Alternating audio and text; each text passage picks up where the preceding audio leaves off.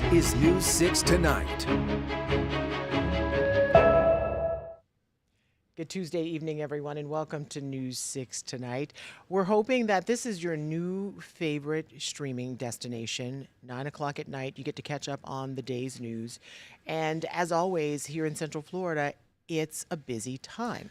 We have a lot going on, including a gigantic hurricane off of our coast Aaron. that is only churning up some nasty surf. Yeah, we're out going to there. talk about that. And by we, I mean meteorologist Jonathan Kegis. He's going to debunk some of the myths because people are out there saying they can feel that it's coming here. I don't know how you do that. It's just a musk but in the air. I know. We'll get to that in all just the a moment. meteorologists are wrong. But Matt, first, do you remember when we had things like the cinnamon challenge? Yeah. And maybe I made my brother-in-law do that. That one was fun. The blackout. It's dangerous though. The blackout challenge and the Kool-Aid Man challenge. Well, hold on. Blackout challenge, dangerous. And the Cinnamon. Kool-Aid Man challenge, things like that. These are all TikTok or trends inspired by TikTok. Right. And you there's know, a new one there's another out. one, and this one, it's fine if you're going to do something that just harms yourself. Like the cinnamon challenge, you say it was fun, but you could still get hurt doing it because of the ingesting too much cinnamon. It's bad for you. Your lungs could get poisoned. We're going to have to argue about that one another day. Yeah, you'll argue Have with you facts. heard of someone's lung getting busted by cinnamon? Yeah. I'll show you the report. Okay, show me the report after. But this one is another one, and I think it might be the most moronic of them all. Dangerous, though. Yeah. So here are the cliff notes. This is what you do. This is the challenge. You sneak over to somebody's house in the middle of the night while they're sleeping, preferably with a mask on. And then you turn around and you kick their door as hard as you can a bunch of times. This is called, very clever name, the Door Kick Challenge. And it actually happened over the weekend. It was in Deltona. This is Volusia Yes. County. And it is something that is so terrifying because can you imagine having someone come to your door at night and kick it in or try to kick it in? I don't even want you to say what would happen. But Well, a police officer in this case echoed what a lot of people think would happen. Yeah. So obviously they call the cops when these kids kick the door. Police show up. It takes them not too long to find 3 kids walking around with the same pink mask that was in their Ring doorbell video. And I want you to listen to how they speak to this police officer. It'll give you a little clue into the situation here. Let's take a look.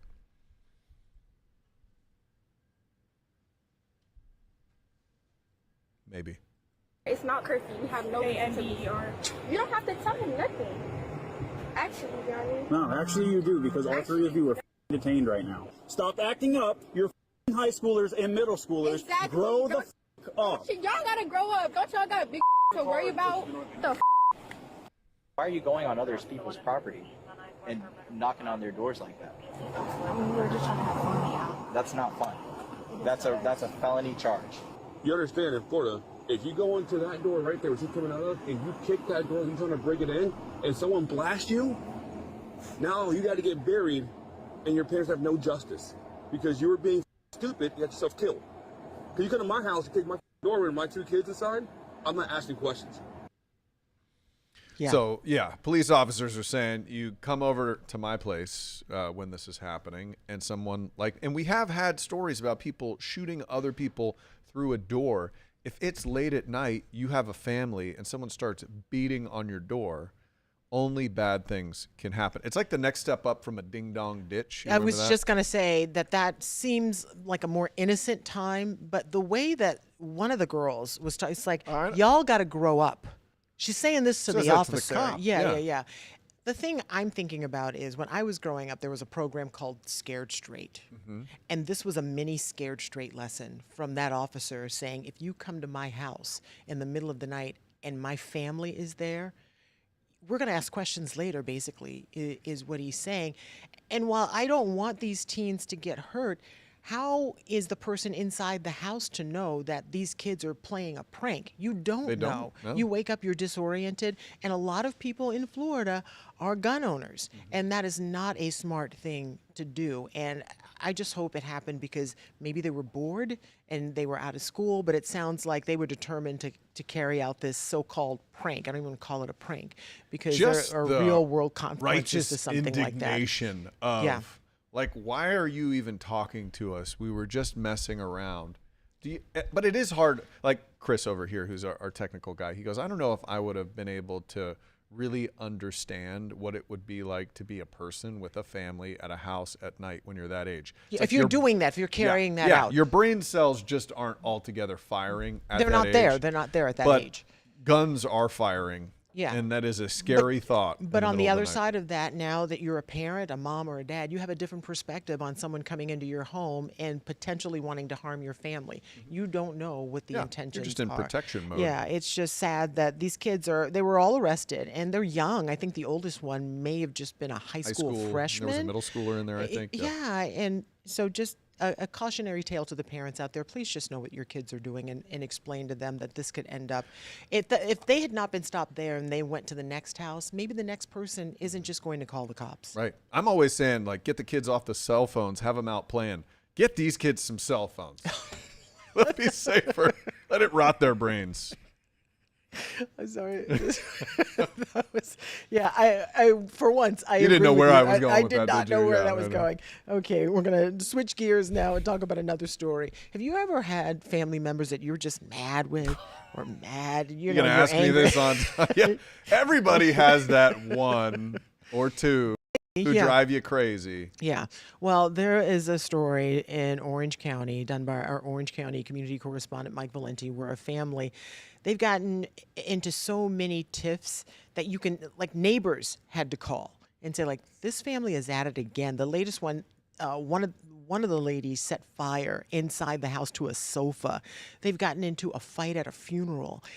These people need to stay away from each other. But I'm going to let community correspondent Mike Valenti explain a little bit of what's going on in this neighborhood. Burn marks on the side of the house she shares with her family. But even before Monday's saga, she apparently made her anger known. Charged with arson and attempted murder, Green and her 18-year-old friend, Delia Fudge, are in custody, following a frantic effort Monday night to evade police, who say the car the teens were in went as fast as 125 miles per hour before eventually crashing in Orlando. Monday marked the culmination of an ongoing feud between Green and one of her family members, who she lived with. That family member told police that Green has previously set fires inside the house, including last year when she set the living room couch ablaze. But this latest rift apparently started August 13th, when the two got into an argument during a funeral for another family member. 2 days later, Apopka police responded to a report that Green hit another family member and sprayed them with pepper spray. And then the next day, officers were back at the house after Green allegedly slashed the tires of 3 vehicles there. That brings us to Monday, the alleged arson, prompting yet another visit from authorities. Nothing ever happens in this neighborhood, so it was shocking. Wrong kind of excitement. Yes, definitely. Yeah, that's terrifying. That's a neighbor who did not want to be identified, and authorities asked to see Yeah, I don't blame him. their, I wouldn't want to get in the middle of that. doorbell camera, and it revealed a lot of stuff that happened in that neighborhood and that has been happening. It's a sad situation, but where does it end? They just have to stay away from each other. And I feel like it's gotten to a point where, can this be fixed? If they're relatives or family members, you don't want to completely ghost them, or maybe in this case, it if might. they're lighting your house on fire, Maybe it's best. ghosting might be a possibility. I would say, yeah, no. Stories like this make me sad because family. Oh my gosh. That's all you have. You know, those are the people who are supposed to stick with you when the times are tough. You have to have a real low point when you're at a family member's funeral, Yeah. and you're fighting with somebody, and then you're lighting the house on fire, causing police chases at 125 miles an hour. Yeah. This isn't like the Hatfields and McCoys. It's the Hatfields and the Hatfields. Hatfields. They're fighting themselves. Like, what are we doing? I do not know. I cannot imagine having fights to that level with my family. If we raise our voices at each other, we're like, I'm sorry. Yeah. That's not what I really meant. My family, we raise our voices at each other, but then we make up. You know, Yeah, we're stuck that's- together forever. You are stuck with these people, no matter what. You don't set a sofa unless on they set fire. a sofa. Yeah, I don't know. I don't want to know. More to what come on that would one. happen. So Yeah. we wish them the best. Yeah, we bless their hearts. Maybe ghosting should happen. I Yeah, agree with probably, you there. yeah. All right, here's a fun fact for you, Ginger. Sharks bite. They do this. What? Yes. That's- And a guy in Lee County found out the hard way. So he was out, they were shark fishing, and they caught a pretty big lemon shark. It's a 6-footer. And they wanted to take a picture of this thing. And they take the picture, and then they are pushing it back into the water, and the shark turns around and just latches right on this dude's leg. I mean, it's bloody. And so I want to show you this guy. He's talking about it in some video right here. Let's listen. And one of the guys I'm with got bit in the leg. We were taking the hook, and we just finished taking the hook out of his mouth. We were going to go release him, and the shark just turned and bit me. Specifically fishing for a shark, getting bitten. So you got to be careful when you're playing with Mother Nature. It's unfortunate, but it's something that happens when you go, you know, it happens sometimes. Luckily, he only took a little bit of me, and not a lot. So, you know, I'm one of the fortunate ones, and, you know, now I'm a shark bite victim. A lot of good stories now. Oh, he did it for the story. I don't think he did it for the story. You know, back in the day, we used to joke about, okay, a headline is going to be, you know, man bites dog instead of dog bites man, but shark bites Man, man. while trying to take a selfie with shark. So it seems like, looking into this, we're possibly breaking some rules, because when you're fishing for a shark, especially a lemon shark, you're supposed to keep its gills in the water and get that. Can't take a selfie if Can you the gills are imagine in the water. Trying to get the hook out of a mouth of a shark. No. That would be very difficult. But anyway, you're supposed to. There's a process. You're supposed to take a class if you're going to be shark fishing. It's like a 30-minute class, which I'm not sure if they did or not. But I mean, bet they will imagine now. how close that shark bite was to an artery in his leg. He had to have a tourniquet and then be airlifted. So that's how serious it was. But he says he can't wait to get back out and have his next shark fishing adventure. And all I can think about is that shark is like, I'm waiting for you. You come on back in these I waters. brought some. That was in please. Southwest Florida, by the way. Just FYI, there's Yeah. a shark out there who's not afraid. who does not want to be in your selfie. He does not like the paparazzi. Follow the rules, That's everybody. right, Follow the yes. rules. All right. Well, coming up after the break, we are going to take a look at rip currents. If you're out there at the beach, maybe fishing for whatever kind of sharks you're fishing for, the oceans are dangerous right now. Very dangerous, and you have to know the signs to look out for, and hopefully we can help you and help save a life when we come back. Welcome to News 6 Tonight. We are so thankful that you're joining us here wherever you found us. Yeah, you know what this tells me? If you have made this your new streaming destination, it tells me you're smart. Also good looking, because you chose to watch the news in a different way. That makes you really smart. Anybody can give you the news from a teleprompter or an old newspaper. We do it in a fresh new way. That's right. So check us out wherever you like to stream. We have this app for your TV, News 6 Plus. You can find it on Roku and Amazon.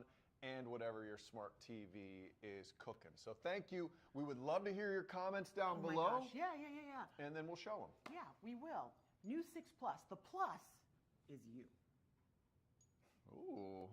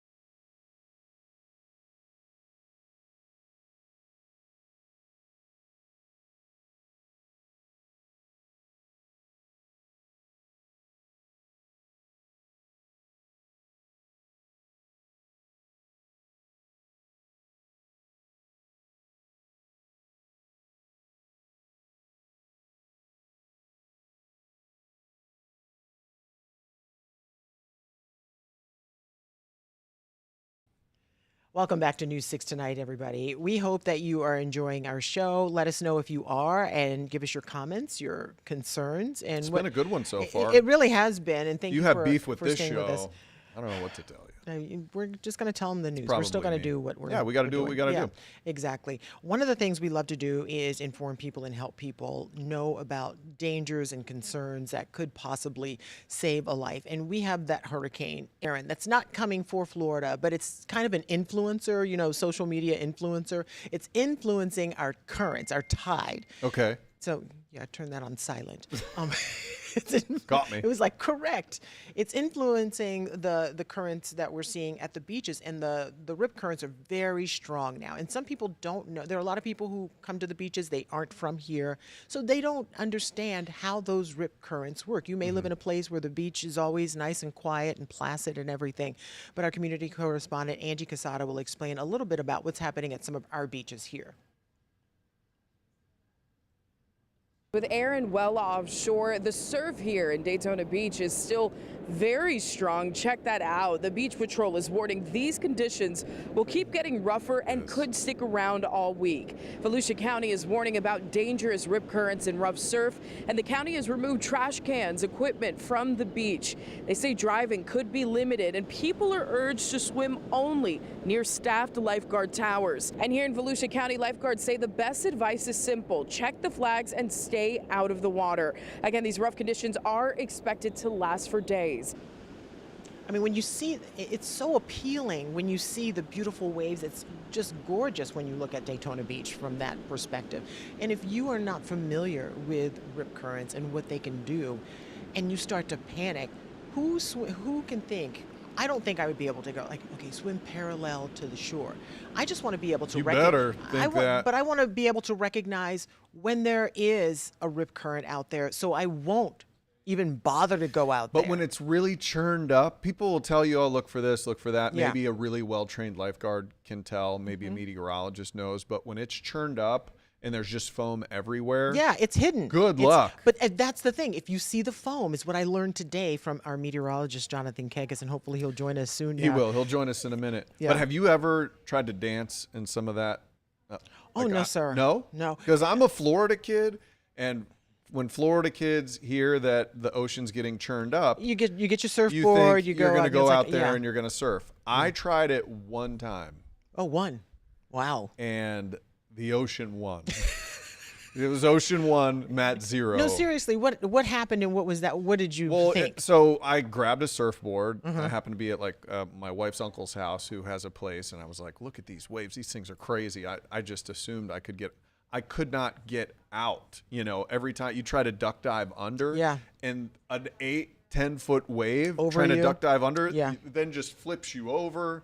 I had salt water in every. And that's how people die trying to save guys like you who might think I got that out of there. I can do it. I can do it on my own. So your friend comes out and tries to save you, and your friend just goes under, and everybody's lost. Yeah. So just don't do it. If it looks rough like that, the sky, you see the beautiful sunrise and everything looks so beautiful and pristine, but listen to your local I tell meteorologist. you what, it is fun to be out on the sand and watching big waves come. Oh, yeah, It is on the sand. It is a From the sight to sand. behold. From the Yes, sand. from That's what you from wanna the do. sand. Watch. All Yeah. right, let's get over to With a Jonathan friend. Kagas now. He's listening to us talk about these rip currents, and he knows. So the other day you gave me a foot perspective, Jonathan.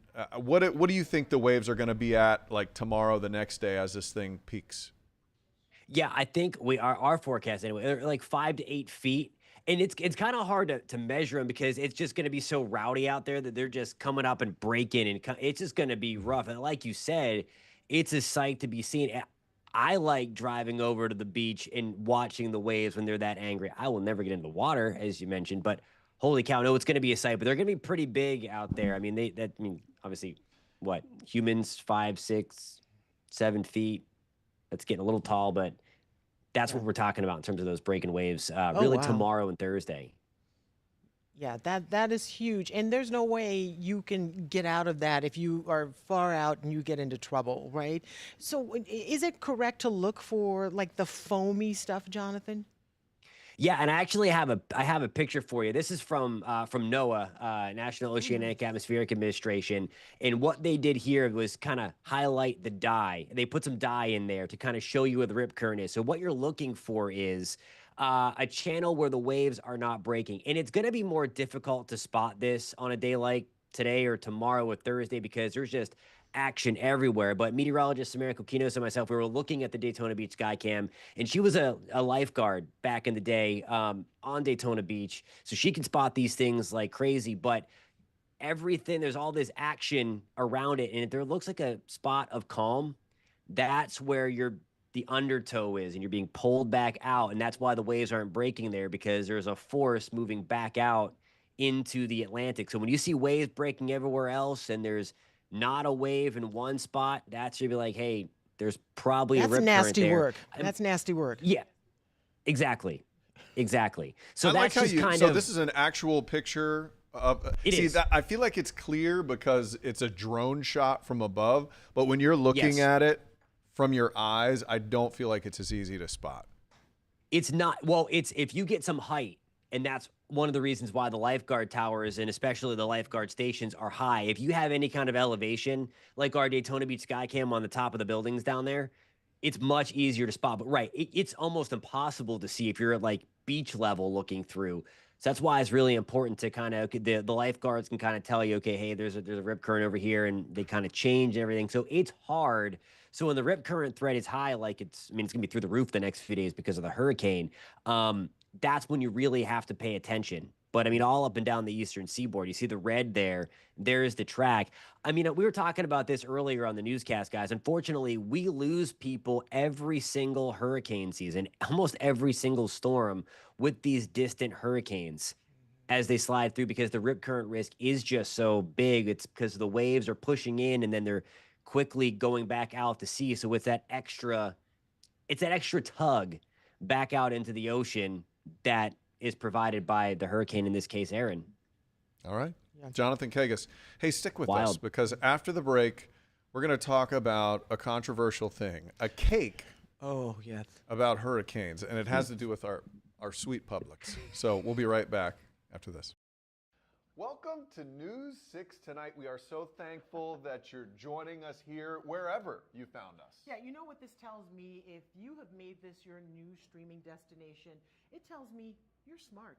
Also, good looking. Because you chose to watch the news in a different way. That makes you really smart. Anybody can give you the news from a teleprompter or an old newspaper. We do it in a fresh new way. That's right. So check us out wherever you like to stream. We have this app for your TV, News 6 Plus. You can find it on Roku and Amazon and whatever your smart TV is cooking. So thank you. We would love to hear your comments down Oh my below. gosh. Yeah. And then we'll show them. Yeah, we will. News 6 Plus. The plus is you. Ooh.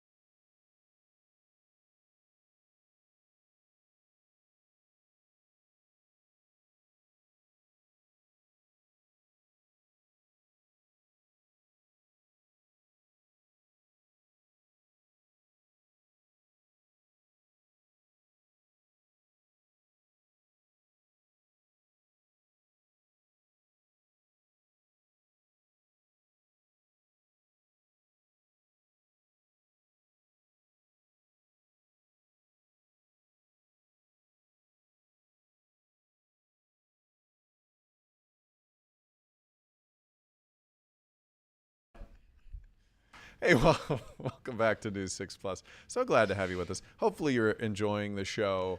So back in the day, if you're an old school, been in Florida for a long time, you used to be able to go to Publix, you'd grab your water, your toilet paper, and you would get a little hurricane cake. Some people would. Cane cake. Cane cake is what they call it. Jonathan Kagas sticking with us here.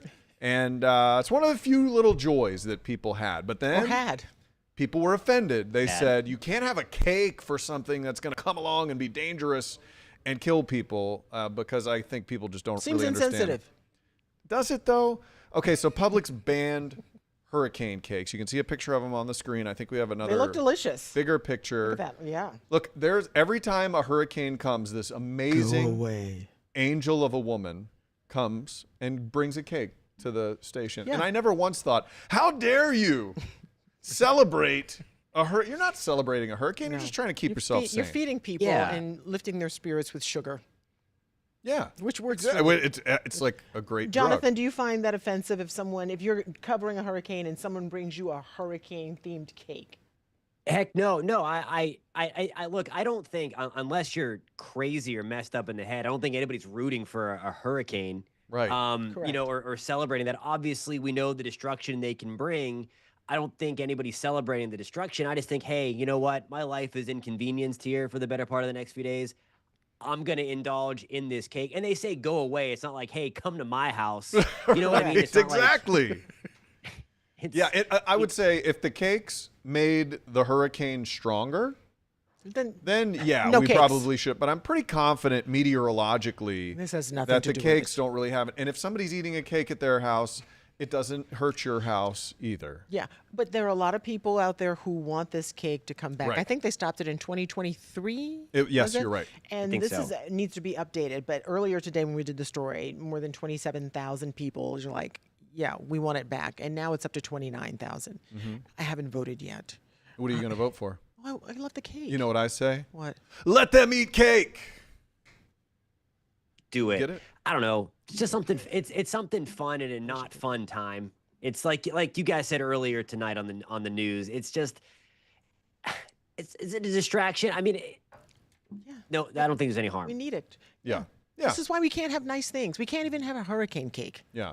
And I wouldn't even order one, No, I don't think. But I want people to be able to. I want somebody to deliver us one. We're sleeping here, we're eating here, we're seeing your mug for 12 hours at a time. It's the worst. It's a lot of work. Yeah, absolutely. At least have some sugar. Get some sugar, help you prepare for a hurricane. But we don't need to worry about this one. Have a great night. Heck.